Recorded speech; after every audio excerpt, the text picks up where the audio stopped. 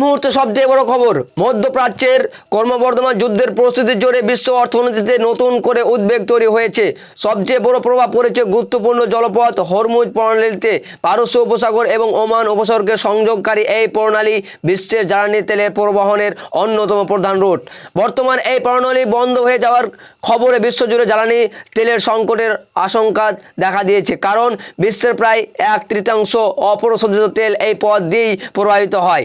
এশিয়ার বাজারে ইতিমধ্যেই অপ্রসাদিত তেলের দাম বাড়ার সম্ভাবনা তৈরি হয়েছে। আন্তর্জাতিক বাজারে দামের অস্থিরতা বিনিয়োগকারীদের মধ্যে উদ্বেগ বাড়ছে। তবে স্বস্তির খবর, ভারত বাজারে এখনও তেলের ঘাটতি দেখা যায়নি। তবে পরিস্থিতি নিয়ন্ত্রণ না থাকে, যদি যুদ্ধ চলে যায়, তাহলে বিশেষজ্ঞের মতে যদি প্রণালী দীর্ঘদিন বন্ধ থাকে তাহলে বিশ্ব অর্থনীতিতে বড় প্রভাব পড়তে পারে এবং তেলের দাম আরও বাড়তে পারে।